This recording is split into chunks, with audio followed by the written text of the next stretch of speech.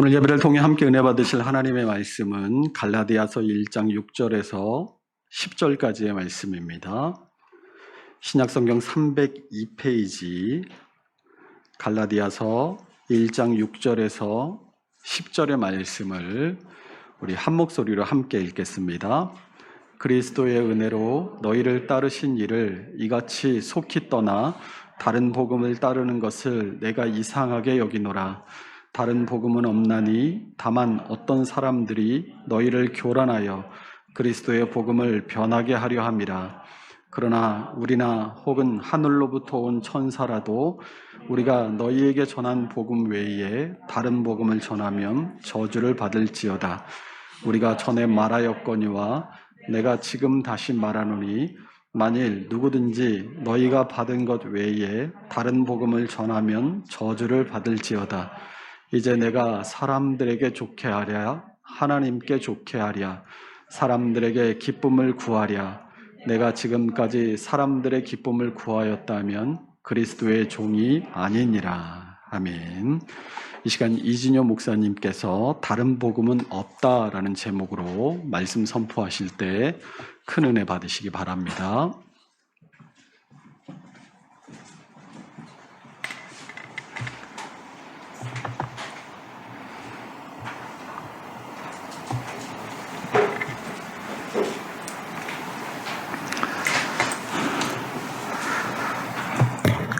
오늘 말씀의 제목은 다른 복음은 없다입니다. 오늘 본문 말씀은 1장 6절에서 10절까지이지만 사실상 이 말씀을 따라가다 보면 결국 갈라디아서 전체를 살펴볼 수밖에 없기 때문에 간략하게 갈라디아서에 대하여 살펴보고자 합니다. 갈라디아서는 1장 1절과 2절에 나오는 것처럼 사도 바울이 갈라디아 지방에 있는 여러 교회들에게 보낸 서신서입니다. 고린도나 빌립보가 도시인 것에 비하여 갈라디아는 소아시아에 위치한 지역으로 현재 지명으로 보면 터키 중간쯤에 해당되는 지역입니다. 이 지역은 바울의 1차 전도여행 시 중요한 부분을 차지한 곳으로서 갈라디아 지역의 교회들에 대한 이해를 돕기 위하여 이 지역의 전도여행을 간략하게 돌아보겠습니다.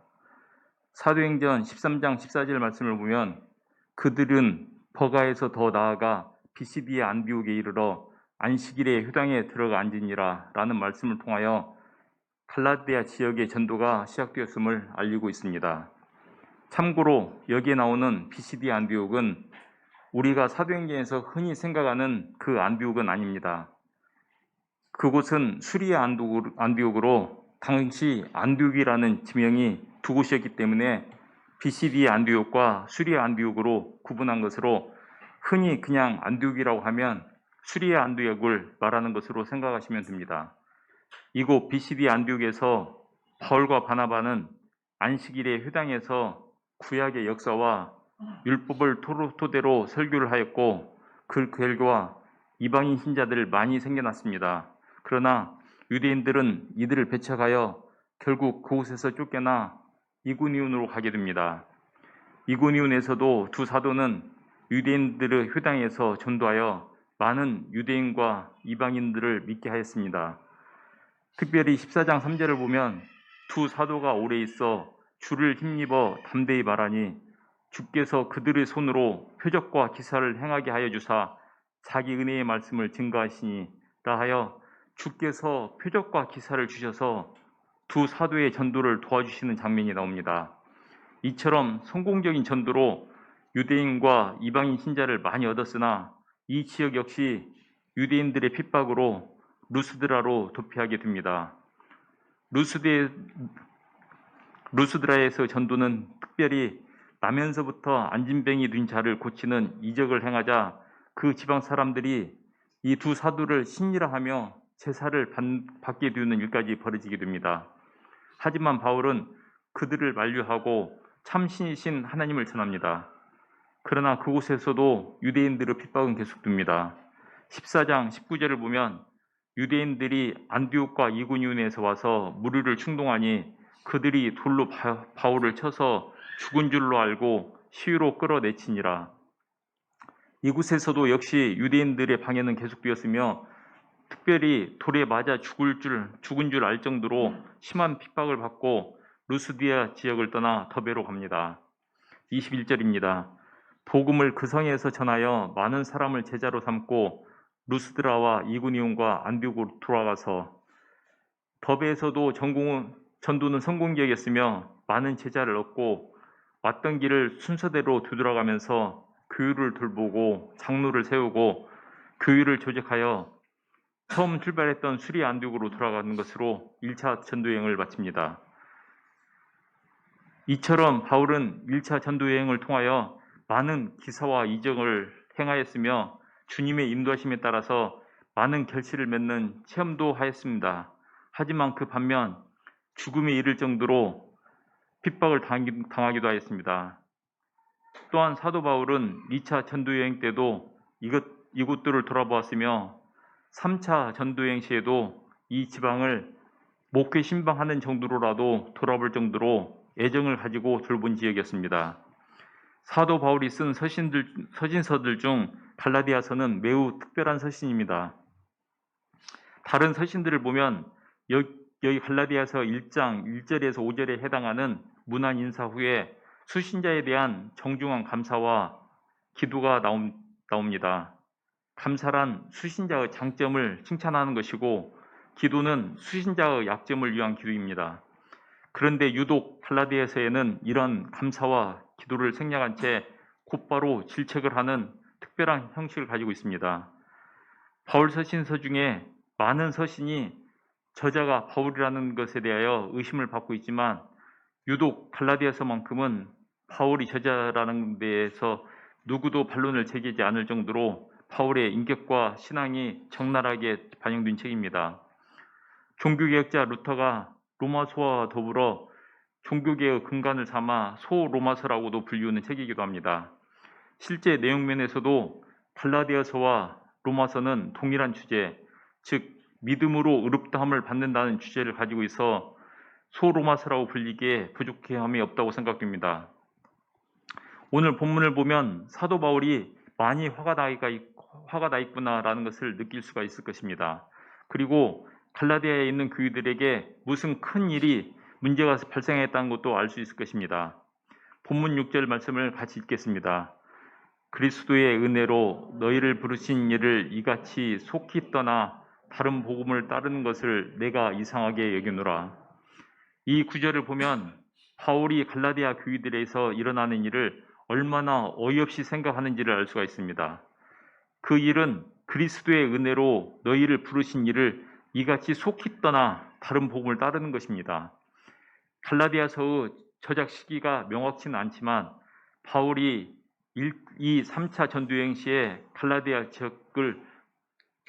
지역의 교회들을 돌아봤고 1, 2, 3차 전도여행의 시기 사이가 1 내지 2년인 것을 감안한다면 바울이 교회들을 돌아보고 난 후 1, 2년 안에 갈라디아 교회들이 다른 복음을 받아들였다는 사실을 바울에게는 너무도 어이가 없고 화가 나는 일이 아닐 수 없었을 것입니다. 본문 7절에서 갈라디아 교회를 어지럽힌 범인들에 대해 나옵니다. 어떤 사람들이 너희를 교란하여 라는 표현입니다. 이 어떤 사람들이 누구인가를 따지기 전에 그들의 잘못이 무엇인가를 먼저 살펴보아야 할 것 같습니다. 7절을 보면 첫 번째로 성도를 교란하였습니다. 그리고 두 번째로 그리스도의 복음을 변하게 하려고 했습니다. 이들이 성도를 교란하고 그리스도의 복음을 변하게 한 구체적인 내용을 살펴보면은 갈라디아서 3장 1절과 2절에 그 내용이 나옵니다. 어리석도다 갈라디아의 사람들아, 예수 그리스도께서 십자가에 못 박히신 것이 너희 눈앞에 밝히 보이거늘 누가 너희를 꾀더냐? 내가 너희에게서 다만 이것을 알려 하노니 너희가 성령을 받은 것이 율법의 행위로냐 혹은 듣고 믿음으로냐. 이 말씀을 보면 그리스도의 십자가를 무시하고 율법을 행해야 한다고 주장하고 있음을 알 수 있으며 갈라디아서 5장 2절에서 8절까지의 말씀을 다 같이 보겠습니다. 보라, 나 바울은 너에게 말하노니 너희가 만일 할례를 받으면 그리스도께서 너희에게 아무 유익이 없으리라. 내가 할례를 받는 각 사람에게 다시 증언하노니 그는 율법 전체를 행할 의무를 가진 자라. 율법 안에서 의롭다함을 얻으려 하는 너희는 그리스도에게서 끊어지고 은혜에서 떨어진 자로다. 우리가 성령으로 믿음을 따라 의의 소망을 기다리노니 그리스도 예수 안에서는 할례나 무할례나 효력이 없으되 사랑으로서 역사하는 믿음뿐이니라. 너희가 다름질을 잘 하더니 누가 너희를 막아 진리를 순종하지 못하게 하더냐. 그 권면은 너희를 부르신 이에게서 난 것이 아니니라. 바울 사도는 율법을 통하여 우리의 구원을 이룰 수 없기에 예수님의 은혜로서 우리에게 구원의 길을 열어주셨는데, 이제 와서 다시 율법을 통해 구원을 이루겠다고 하는 것은 그리스도에게서 끊어지고 은혜에서 떨어지는 자가 된다고 선언하며, 할례를 받아야 한다는 말로 성도들의 다름질을 중단시키는 자들의 주장이 하나님에게서 난 것이 아니라고 설명합니다. 또한 갈라디아서 6장 12절과 13절을 보면 무릇 육체의 모양을 내려 하는 자들이 억지로 너에게 할례를 받게 함은 그들이 그리스도의 십자가로 말미암아 박해를 면하려 할 뿐이라. 할례를 받는 그들이라도 스스로 율법은 지키지 아니하고 너에게 할례를 받게 함은 그들이 너희의 육체로 자랑하려 함이라.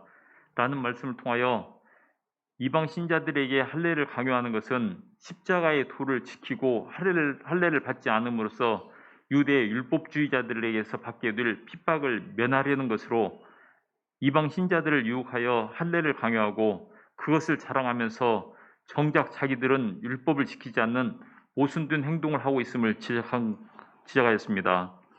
바울이 갈라디아서를 통하여 밝히는 성도를 교란하고 그리스도의 복음을 변하게 하려 한다는 것은 직접적으로는 유대 율법주의, 특히 할례를 행하여야만 구원을 받을 수 있다며 이방 신도들에게 할례를 강요하는 것이며, 그 내용적으로는 하나님으로부터 나오지 않는 것, 하나님이 주시지 않은 것이라는 것을 알 수 있습니다. 그럼 어떤 사람은 누구일까요? 앞에서 살펴본 바에 따라 생각해 보면 어떤 사람들은 유대 율법주의자들, 특히 바리새파 사람들이라는 것으로 보는 것이 무방할 것입니다. 그런데 이 사람들은 갈라디아 지역의 교회에서만 이런 주장을 한 것이 아니었습니다. 사도행전 15장 1절을 보겠습니다. 어떤 사람들이 유대로부터 내려와서 형제들을 가르치되 너희가 모세의 법대로 할례를 받지 아니하면 능히 구원을 받지 못하리라 하니, 이들이 안디옥 교회에 스며들어 할례를 받지 않으면 구원을 받을 수 없다고 말하며 이방인 성도들의 마음을 교란하고 있습니다.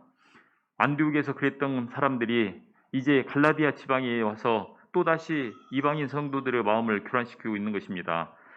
그런데 이 유대인들이 과연 이방인 성도들에게 할례만 강요했을까요?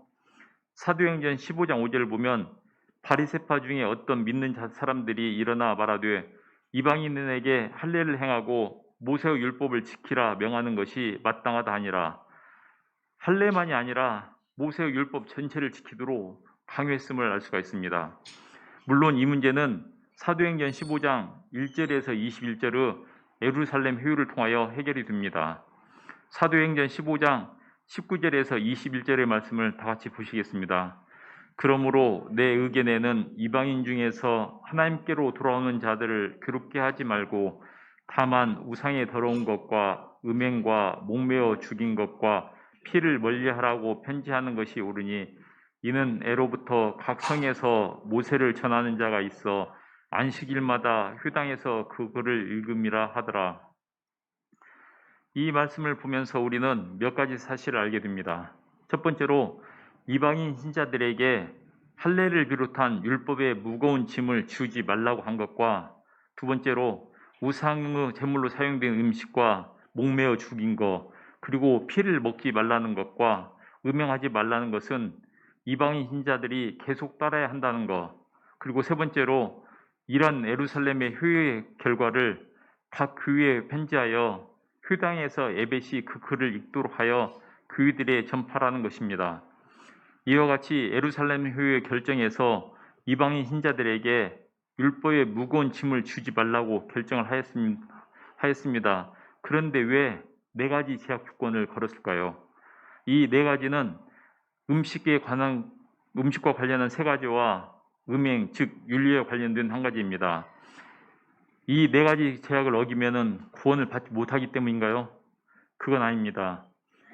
그것은 아마도 유대 기독교인들과 이방 기독교인들의 사귐을 쉽게 하기 위해서 그런 것으로 보입니다. 지난 수요일에도 말씀드렸던 것처럼 로마는 지배 지역에 있는 민족들의 토착 종교에 대하여 매우 관대했습니다. 그 결과 지역마다 각종 잡다한 원시 종교들이 있었고 그 원시 종교에는 우상 숭배와 음행이 다수 포함되어 있었습니다.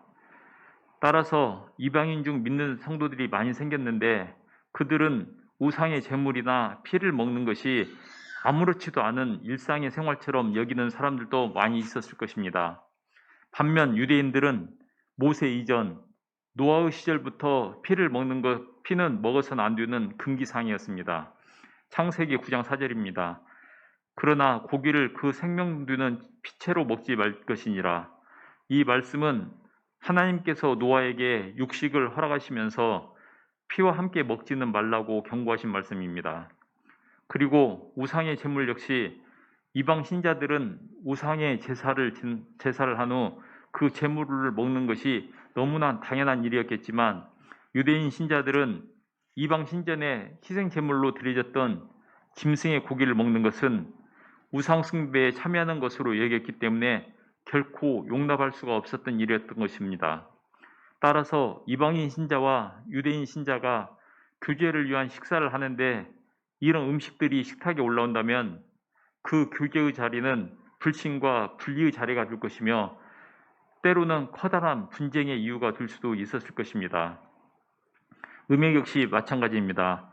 당시 이교에서 개종한 사람들을 대상으로 한 가장 기본적인 가르침에는 거의 언제나 음행과 그와 유사한 행위들을 기독교인의 생활 방식과 양립될 수 없는 것으로 분명히 강조하며 가르쳤다고 합니다.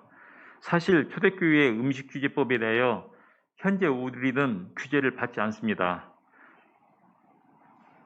그것은 어떤 종류의 음식도 기독교적으로 부정하거나 그 자체로 더러운 것은 없기 때문입니다. 어떤 음식이 부정하다거나 더럽다는 것은 그 음식 자체가 그런 것이 아니라 사람들의 마음이 그런 것이기 때문입니다. 때문에 바울 사도는 고린도전서 8장 1절에서 12절까지를 통하여 제사 음식을 먹는 것에 대하여 말씀하신 후 고린도전서 8장 13절에서 그러므로 만일 음식이 내 형제를 실족하게 한다면 나는 영원히 고기를 먹지 아니하여 내 형제를 실족하지 않게 하리라 라는 말로 음식 문제에 대하여 자유를 선포합니다. 예루살렘 회의에서도 음식에 문제가 있거나 음식을 먹음으로써 죄를 지어서가 아니라 교회의 평화와 성도 간의 화목한 교제를 위하여 최소한의 피해야 할 것들을 정해준 것으로 결국 덕이 되지 않는 것은 피하고 덕이 되도록 하라는 의미라 하겠습니다.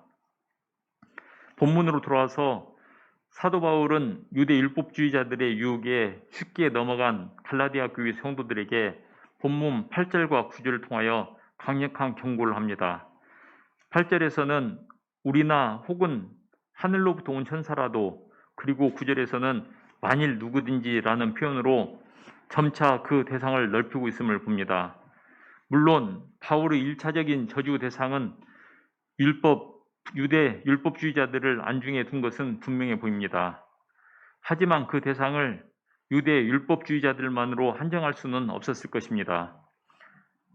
처음 8절에서는 바울 자신과 바울과 함께한 전도자 디모데나 실로아노 등을 포함하여 우리라는 표현을 쓰면서 복음을 전하여 준 바울 자신이라도 다른 복음을 전하면 저주를 받게 될 것이라고 선언하였고, 특별히 하늘의 천사까지도 거론함으로써 다른 복음을 전하는 자는 누구든지 예외 없이 저주 대상이 될 수 있다는 것을 암시한 후 결국 9절에서 누구든지라는 표현으로 그 대상이 어느 세대, 어떤 나라, 어떤 민족의 사람이든지 복음의 본질을 변질시키는 다른 복음을 전하는 사람은 모두가 다 저주 대상이 될 것을 경고하고 있습니다.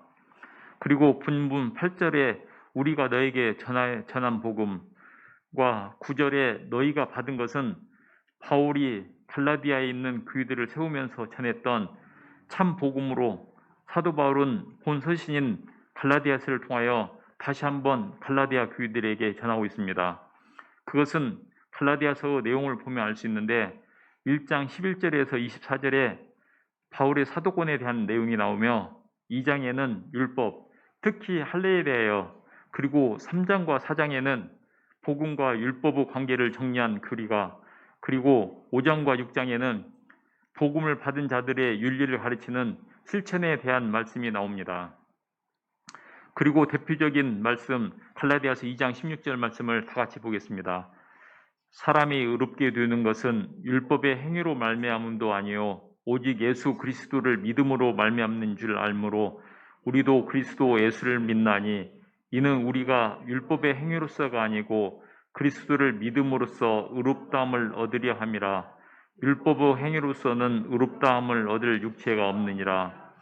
이 한 절의 말씀을 통하여 바울은 본문 6장, 7장, 8장, 9절에 6절, 7절, 8절, 9절에 나오는 다른 복음이 무엇인지를 적나라하게 밝히고 있습니다. 여기에서 다른은 이단이라는 단어에 같이 쓰이는 단어로 무엇이 조금 다른 것이 아니라 근본적으로 이질적인 것을 말하고 있습니다. 바울이 전한 복음은 그리스도 십자가에 대한 대속과 그것을 믿는 믿음의 복음이었으나 유대인이 전한 것은 율법주의며 그것을 행하는 행함의 교훈이었던 것입니다. 그것은 유대주의로 돌아가는 것으로 복음과는 근본적으로 다른 것이었습니다. 결국 그것은 복음이라고 부를 수조차 없는 것이었으나 바울은 참 복음과 비교하기 위하여 유대인 교사들이 주장한 그대로 복음, 정확히는 다른 복음이라는 표현을 하고 있습니다. 하지만 사실은 복음에서 벗어난 다른 복음은 없습니다. 복음이란 단어가 나왔으니 본문 8절에 그리스도의 복음에 대하여 잠깐 살펴보겠습니다. 복음이 좋은 소식, 복된 소식이라는 것은 누구나 알고 있을 것입니다. 구약에서의 복음은 장차 오실 그리스도에 대한 하나님의 은혜로운 약속을 가리켰고 신약에서는 그리스도를 통하여 성취된 구원의 소식을 뜻하고 있습니다. 결국 복음은 우리 기독교의 전 교리를 대표하는 말이 되었습니다. 이 복음은 모든 믿는 자를 구원하시는 하나님의 능력이며 사랑과 하나님을 화목하게 시키는 사신입니다. 그리고 최종적으로 복음은 인격화하여 성육신하신 그리스도 자신을 가리킵니다. 본문 10절에서 본문 말씀의 결론에 해당되는 말씀입니다. 그것은 이제 내가라는 말로 바울 자신이 그 결론을 맺겠다는 의지를 드러내고 있습니다. 내가 사람들에게 좋게 하랴, 하나님께 좋게 하랴, 사람들에게 기쁨을 구하랴. 갑자기 나타난 이 말이 왠지 수상해 보입니다. 율법을 지키는 것은 사람을 좋게 하는 것이고 율법을 안 지키는 것은 하나님을 좋게 하는 것이라는 말일까요? 이 말씀을 보니 앞에서 보았던 갈라디아서 6장 12절 말씀이 생각납니다. 무릇 육체의 모양을 내려 하는 자들이 억지로 너에게 할례를 받게 함은 그들이 그리스도의 십자가로 말미암아 박해를 면하려 할 뿐이라. 앞에서 이 말씀을 보면서 십자가의 도를 지키고 할례를 받지 않으므로 유대 율법자들에게서 받게 될 핍박을 면하려 한다는 것이라고 말씀을 드렸습니다. 이 말씀을 통해서 당시 유대인 대종자들이 개종하지 않은 다른 유대인들에게서 율법 준수 문제로 많은 핍박을 받았다는 것을 알 수가 있습니다. 바울 역시 그렇게 핍박을 받은 사람들 중에 한 사람이었습니다. 그렇다면 개종은 하였으나 율법주의자처럼 행동하면 유대인들에게서 심한 핍박을 면할 수도 있었다는 말이 듭니다. 그리고 실제 그렇게 하는 성도들도 많이 있었음을 알 수가 있습니다. 그런데 그게 다가 아닙니다. 사도행전 16장 3절을 보겠습니다. 바울이 그를 데리고 떠나고자 할 때 그 지역에 있는 유대인으로 말미암아 그를 데려다가 할례를 행하니 이는 그 사람들이 그의 아버지가 헬라인인 줄 다 알미러라. 여기에서 그는 디모데를 말합니다. 바울은 이방인인 디모데에게 할례를 행합니다. 그것은 고린도전서 9장 20절의 말씀, 유대인에게 내가 유대인과 같이 된 것은 유대인들을 얻고자 하며 율법 아래에 있는 자들에게는 내가 율법 아래에 있지 아니하나 율법 아래에 있는 자와 같이 된 것은 율법 아래에 있는 자들을 얻고자 하며 이처럼 할례가 꼭 필요해서가 아니라 전도하기 위해서 디모데에게 할례를 행한 것을 마치 바울도 할례를 행했지 않느냐는 식으로 유대인들의 공격의 빌미가 되어 심지어는 바울의 사도직까지 부정하게 이른 것으로 보입니다. 그것은 본문 말씀 뒤에 나오는 1장 11절부터 바울이 자신의 사도직에 대한 내력을 밝히는 것을 통하여 짐작해 볼 수가 있습니다. 사실 할례에 대한 바울의 생각은 갈라디아서 5장 6절에 잘 나타나고 있습니다. 그리스도 예수 안에서는 할례나 무할례나 효력이 없으되 사랑으로서 역사하는 믿음뿐이니라. 지난 수요일에 말씀드린 것처럼 사도 바울의 시대는 구약적 신앙에서 신학적 신앙으로, 구약적인 유대교 신앙에서 신학적인 그리스도교로 전환되는 시대였기 때문에 바울은 그리스도의 오심으로 말미암아 변화된 새로운 상황들을 알았기에 할례에 아무런 의미를 두지 않았습니다. 할례를 받던 받지 않던 그것이 하나님과의 관계에 아무런 영향을 줄 수 없다는 것입니다. 다만 바울이 반대한 것은 종교적 의무로서 할례를 행함으로써 하나님께 인정받을 수 있다는 그 생각 자체가 잘못된 것이라는 것이었습니다. 율법도 마찬가지입니다.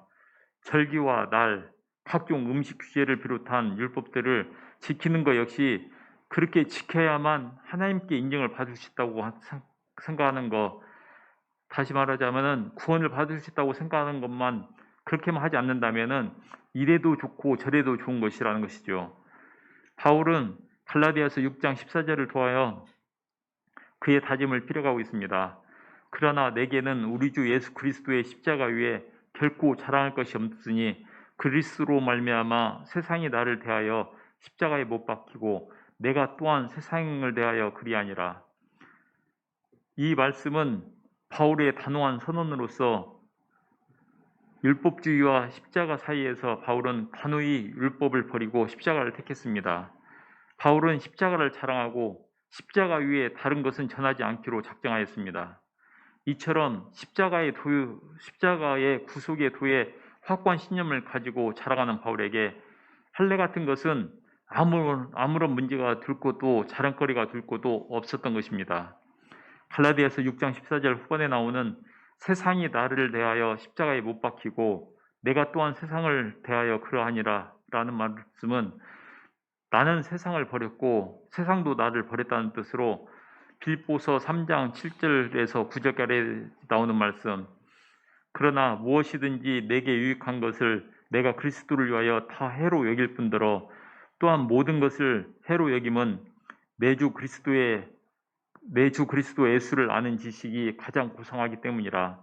내가 그를 위하여 모든 것을 잃어버리고 배설물로 여김은 그리스도를 얻고 그 안에서 발견되려 함이니 내가 가진 은은 율법에서 난 것이 아니요 오직 그리스도를 믿음으로 말미암은 것이니 곧 믿음으로 하나님께로부터 나느라. 이 말씀처럼 바울이 예수님을 만나기 전에 가졌던 세상적인 좋은 조건들을 모두 버린 것은 그리스도 한 분이 그 모든 조건에 비할 수 없이 좋았기 때문이라고 고백하고 있습니다. 바울은 앞에서 말씀드린 대로 2장을 통하여 율법, 특히 할례에 대해서 설명하고 3장과 4장을 통하여 복음과 율법의 관계를 정리한 후에 갈라디아서 5장 1절에서 그리스도께서 우리를 자유롭게 하려고 자유를 주셨으니 그러므로 굳건하게 서서 다시는 종의 멍에를 매지 말자라고 말합니다. 그것은 그리스도께서 율법의 멍에에서 우리를 구원하사 자유를 주셨으니 그 자유를 굳게 지킬 것을 권면하는 말입니다. 그리고 갈라디아서 6장 2절에서 너희가 짐을 서로 지라 그리하여 그리스도의 법을 성취하라는 말씀을 통하여 바울은 기독교적 사랑의 명령을 그리스도의 법이라고 요약하면서 이를 이루기 위하여 짐을 서로 지라고 명령하고 있습니다. 여기에서 짐은 어떠한 이유로건 이웃의 고통을 나누어지고 긍휼한 마음을 가지라는 의미며 그리스도의 법의 완성은 사랑임을 말해주고 있습니다. 또한 바울은 고린도전서 5장 13절에서 형제들아 너희가 그 자유를 위하여 부르심을 입었으나 그러나 그 자유로 육체의 기유를 삼지 말고 오직 사랑으로 서로 종로로 달하는 말씀으로 그리스도께서 주신 자유를 사랑으로 바르게 지킬 것을 권면하면서 육체의 기로 삼지 말라는 것은 자유를 방종으로 혼돈하지 말라는 말씀으로 초대교회에서 믿음으로 구원받는 교리가 잘못 이해되어 비윤리적인 생활과 방종에 빠지는 경우들이 나타남을 경계하는 말이었습니다. 이는 율법의 종살이에서 해방된 자들은 이제 사랑의 종이 되라는 것으로 진정한 자유는 그리스도 안에 있는 것이며 사람을 사랑하는 데서 나타나기 때문입니다. 본문의 말씀을 보면 바울은 예수님의 십자가의 도 위에 율법을 지켜야만 구원을 받을 수 있다는 다른 복음으로 인하여 혼란에 빠진 갈라디아 교회에 오직 예수님 외에 다른 복음은 없다고 다시 한번 선언합니다. 그리고 할례와 율법의 무용성에 대해 설명한 후 그리스도 안에서 자유와 사랑에 대해 말합니다. 그것은 단지 할례와 율법만을 배격하는 것이 중요한 것이 아니라 참 복음의 의미를 확실히 알고 실천하는 것이 중요하기 때문입니다. 우리가 하나님께로부터 받고 믿는 참 복음은 예수 그리스도의 사랑과 은혜이며 복음의 실천은 사랑입니다. 이제 오늘의 말씀을 우리에게 대비해 보려고 합니다. 오늘 본문 말씀을 통하여 우리는 다른 복음이 그리스도의 복음을 변하게 하는 것, 하나님으로부터 나오지 않는 것이라는 것을 알았습니다. 그런데 이런 다른 복음의 결과는 무엇입니까? 그것은 그리스도의 은혜로 우리를 부르신 자를 떠나게 되는 것임을 알았습니다. 그러므로 다른 복음은 한마디로 성도들로 하여금 그리스도에게서 떨어지게 하는 모든 것을 총괄하는 의미라고 확대하여 말할 수도 있을 것입니다. 초대교회 성도들에게 율법주의가 다른 복음이었다면 현재를 사는 우리에게는 어떤 다른 복음이 있을까요? 너무나도 많은 다른 복음들이 우리 주변에 있는 것 같습니다. 예를 들어본다면 우리가 흔히 예수점장이라고 말하는 애연기도 찾아다니는 것, 그것과 용한 점쟁이를 찾아다니는 것의 차이가 무엇입니까? 구복신학은 어떨까요? 11조를 꼬박꼬박 하면 하나님께서 복 주셔서 잘 살겠지라고 생각하며 복 받기 위해 11조를 하는 경우나, 그와는 반대로 11조를 떼어먹으면 화를 당하게 될까봐 무서워서 11조를 하는 경우와 율법을 잘 지켜서 하나님께 인정받겠다는 율법주의자들과는 무슨 차이가 있습니까? 꼭 헌금만이 아닙니다. 착한 행실도 마찬가지입니다. 정말로 상대방에 대한 사랑과 긍휼의 마음으로 사랑을 베푸는 것과 남들에게 보이기 위하여 아니면 착한 행실을 통하여 복받고 구원받으려고 하는 마음의 차이는 같은 행동이지만 하나님 앞에서는 완전히 다른 행동으로 보일 것입니다. 유대 율법처럼 거창한 것만이 다른 복음을 만드는 것은 결코 아닙니다. 사실 율법도 유대인들이 버리지 못한 생활 습관일 뿐이었습니다. 그렇다면 우리가 버리지 못하고 있는 사소한 생활 습관들이 우리를 복음에서 멀어지게 할 수도 있음을 생각해 봐야 할 것입니다. 주님을 믿고 구원받아 구원의 확신을 가지고 살아가는데 극히 자그마한 버릇이나 습관을 못 버려서 구원받은 자로서 삶을 살지 못한다면 얼마나 안타깝고 슬픈 일입니까? 이것도 예를 들어보겠습니다. 구원의 확신을 가지고 살면서 내 것만을 고집하며 이웃을 돌아보지 않는 사람들, 주변 사람들의 평판이 어떻든 나 편한 대로만 사는 사람, 다시 말씀드리면 주변 사람들이 내가 예수를 믿을래도 너 같은 사람 때문에 예수를 안 믿는다는 그런 소리를 듣는 사람, 이웃들에게 피해를 주어도 나한테 이익이 된다면 무엇이든지 행하는 사람, 교회에서의 모습과 사회에서의 모습이 전혀 다른 사람, 주일날은 기도하고 찬양하면서 평일에는 남 험담하고 욕하는 사람, 교회 직분을 계급으로 생각하여 겸손은 없고 굴림만 있는 직분자들, 예수님의 제자로서 삶에는 무관심하고 다만 예배만 참석하면 신앙생활 다 했다고 만족하는 사람들, 이런 사람들이 우리 주변에 너무나도 많이 있음을 알 것입니다. 그런데 이런 모습이 많은 정도가 아니라 아마도 현재 한국교회에 출석하고 있는 성도들의 대부분의 모습은 아닐런지 걱정입니다. 그런데 이 모든 사례들의 공통점이 있습니다. 그것은 사랑이 없다는 것입니다. 주님께 대한 사랑, 이웃에 대한 사랑이 없고 오직 자기에만이 남아있는 것입니다. 그래서 바울이 갈라디아서 후반에 사랑의 실천을 강조했는지도 모르겠습니다. 이런 사람들에게 하나님의 모습이 보이나요? 예수님의 십자가의 사랑이 보이나요? 구원받은 자의 기쁨과 감격이 나타나나요?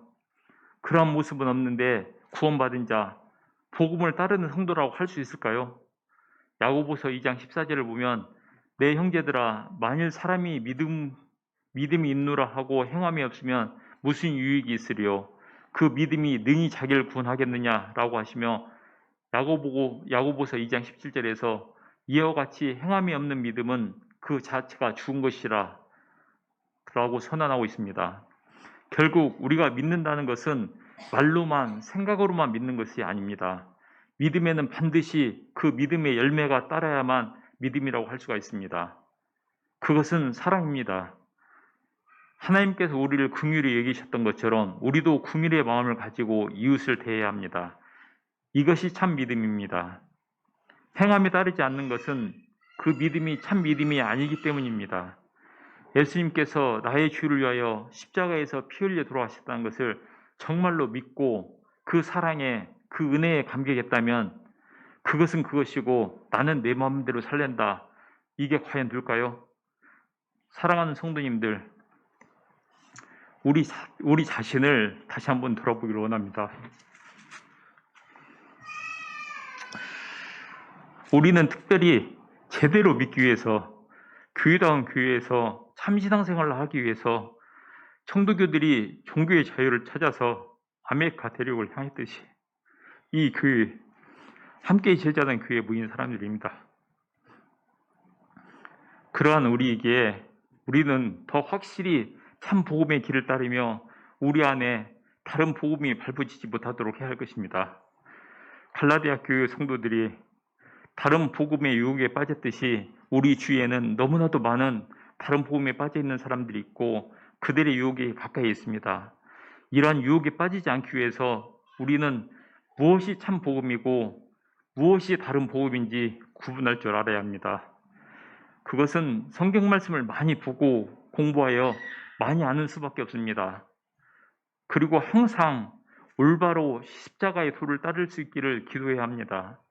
이러한 노력을 혼자서는 하기 어려우니 우리는 예배의 자리를 사모하며 나와야 하고 교회 모임에도 참석해야 합니다. 그리고 개인적으로 더 열심히 바른 신앙생활을 하려고 노력하며 언제나 지금 현재의 내 신앙생활을 돌아보고 점검해 본다면 다른 복음의 유혹에 넘어가는 일은 없을 것입니다. 우리 성도님들 모두 항상 다른 복음의 유혹에 빠지지 않고 참 복음 가운데 오직 주님 한 분만으로 충분한 신앙으로 주님을 닮아가 하나님 나라의 백성으로 조금도 부족함이 없이 서로 짐을 나누어짐으로써 그리스도의 법을 성취하는 성도님들이 되시기를 주님의 이름으로 축원합니다. 기도하겠습니다.